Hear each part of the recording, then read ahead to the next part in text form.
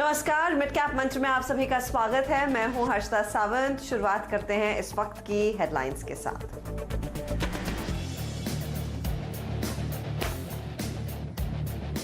CNBC आवाज को लगातार नंबर 1 बनाए रखने के लिए आप दर्शकों का बहुत बहुत शुक्रिया। बाजार के दौरान आवाज है कॉम्पिटिटर से 1.1 गुना बड़ा। शाम प्राइम टाइम में 56% से ज्यादा दर्शक देखते हैं सिर्फ सीएनबीसी आवाज।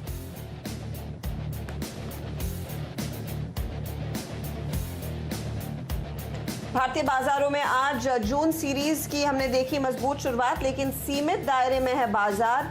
9500 के पार निकला इंट्राडे में निफ्टी बैंक निचले स्तरों से करीब 300 पॉइंट सुधरा। एचडीएफसी, आईटीसी, एलएनटी और विप्रो ने बाजार को आज दिया सहारा।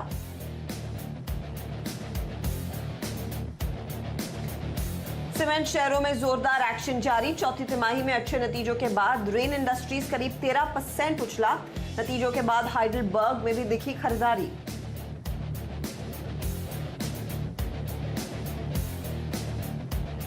पैरासिटामोल एपीआई के एक्सपोर्ट पर रोक हटने से फार्मा शेयरों में जोरदार एक्शन। इंडोको रेमेडीज करीब 4% उछला। 2 से 3% तक भागे डॉक्टर रेड्डीज, ग्लेनमार्क और कैडला जैसे शेयर। निफ्टी फार्मा इंडेक्स में दूसरे दिन दिखी तेजी।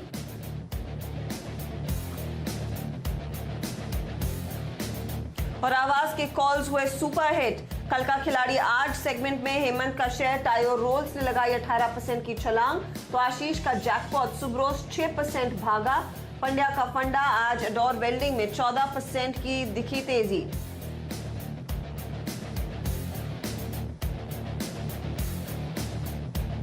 मुनाफे की पिच पर नए खिलाड़ियों का भी दमदार प्रदर्शन। नीरज का फेडरल मोगल आज अपर सर्किट पर पहुंचा, तो हेमंत का प्लेयर हर्क्यूलिस हॉयस इंट्राडे में 15% चढ़ा।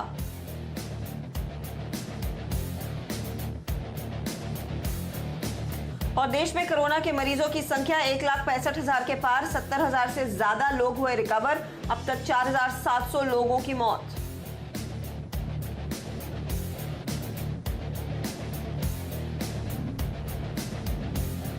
और भारतीय बाजारों में आज देखिए एक सीमित दायरे में सही, लेकिन बढ़त पर कारोबार ज्यादातर समय हमने देखा है 9500 के आसपास ही निफ्टी इस समय मंडरा रहा है।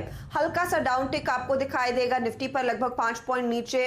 पिछले 2 ट्रेडिंग सेशंस की जबरदस्त तेजी के बाद हमने देखा है कुछ सांस निफ्टी बैंक लेता हुआ दिखाई दे रहा है, लेकिन 19,000 के ऊपर टिका हुआ है। मिड कैप्स आज के सत्र में आउट परफॉर्म कर रहे हैं। कई सेक्टोरल मूव्स आज के मार्केट में देखने को मिले हैं, उस सब पर नजर डाल लेते हैं और फटाफट आपके सामने आज की हाइलाइट्स लेकर आते हैं। आप कह सकते हैं कि जून सीरीज की शुरुआत एक थोड़े से सीमित दायरे में लेकिन एक पॉजिटिव टिक के साथ जरूर हुई है। और आज सुबह में हम बात भी कर रहे थे कि जून सीरीज उम्मीद की सीरीज है कि मॉनसून अच्छा रहे, इकोनॉमी रीओपन हो और लार्जली हम फिर इस कोविड की डाउन टर्न के से भी बाहर निकलने की शुरुआत करें। तो इस पर फोकस रहेगा जून सीरीज में। निफ्टी आप देखिए 9475 के ऊपर टिक पाने में कामयाब है। निफ्टी बैंक 9000 के ऊपर टिका हुआ है, एक अच्छा संकेत है। और आज इस तेजी के पीछे आप देखेंगे pharma share, oil and gas stocks और रियल एस्टेट कंपनियों का एक बहुत बड़ा हाथ है। ये वो 3 सेक्टर्स हैं जहां पर आज हमने देखा एक अच्छी खासी तेजी और सपोर्ट मार्केट में बनता हुआ दिखाई दे रहा है। दूसरी तरफ मिड कैप्स आज आउट परफॉर्म कर रहे हैं। मिड कैप इंडेक्स आप 100 पॉइंट से ज्यादा ऊपर देखेंगे। अगर आप इसकी तुलना सेंसेक्स, निफ्टी और निफ्टी बैंक के साथ करते हैं तो इसकी चाल पॉजिटिव है, बाकियों की चाल थोड़ी सी नर्म है। इसीलिए एडवांस डिक्लाइन रेशियो भी फेवर में है। यहां पर chemical share, auto ancillary share, ये कुछ पॉकेट्स ऑफ स्ट्रेंथ देखने को मिले हैं। आज थोड़ी सी मुनाफा वसूली चुनिंदा मेटल स्टॉक्स और आईटी कंपनियों में जरूर देखने को मिली है। तो ये फिलहाल मार्केट का अब तक का मूड माहौल है, लेकिन अब यहां से आगे क्या शुरुआत होगी एक्शन की, कंसिडरिंग हम एक वीकेंड ट्रेड में जा रहे हैं। और ऑफ कोर्स आज शाम को अमेरिका में डोनाल्ड ट्रंप की ओर से चाइना पर एक बड़ा बयान भी आ सकता है जो मार्केट्स को थोड़ा सा वॉलेटाइल कर सकता है। ऐसी स्थिति में ट्रेड क्या लेकर जाना है, गावा साहब को जोड़ लेते हैं। गावा साहब गुड आफ्टरनून। एक शाम को इवेंट है डोनाल्ड ट्रंप का, अब ये पोस्चरिंग हो सकती है, कुछ सैंक्शंस के बारे में फिर से बात कर सकते हैं।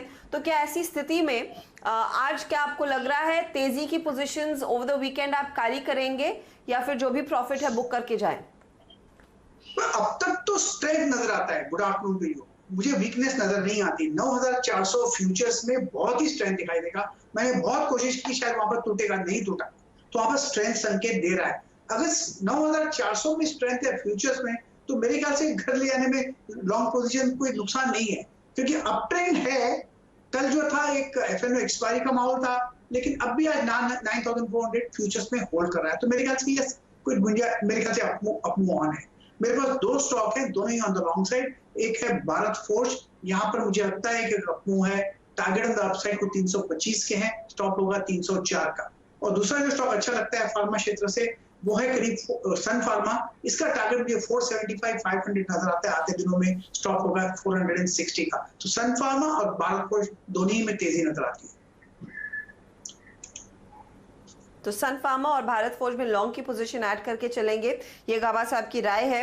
कुछ स्टॉक्स मैंने भी निकाले हैं जहां पर बड़ा एक्शन पिछले 20 मिनटों में देखने को मिला है, तो उनमें क्या अभी भी एक फॉलो थ्रू किया जाए, उस पर बात करेंगे। लेकिन पहले वरुण को जोड़ लेते हैं, जो आपको बताएंगे आज जो मिड कैप्स में आउट परफॉर्मेंस है वो किन स्टॉक्स की वजह से है। वरुण, देखिए, लगातार चौथा ट्रेडिंग सेशन है जब मिड कैप इंडेक्स हरे निशान में कारोबार कर रहा है और आज देखिए निफ्टी सेंसेक्स में गिरावट है, लेकिन मिड कैप इंडेक्स पूरी तरह से आउट परफॉर्म कर रहा है। और खबरों के चलते पहले बात करते हैं जिन स्टॉक्स में अच्छी खासी हलचल है, उसमें वोडाफोन का काउंटर सबसे आगे है, क्योंकि खबरें हैं कि गूगल यहाँ पे स्टेक खरीदना चाहता है। हालांकि ये कितनी सही है ये नहीं पता, लेकिन उसके बेसिस पे स्टॉक देखिए 24% चल रहा है।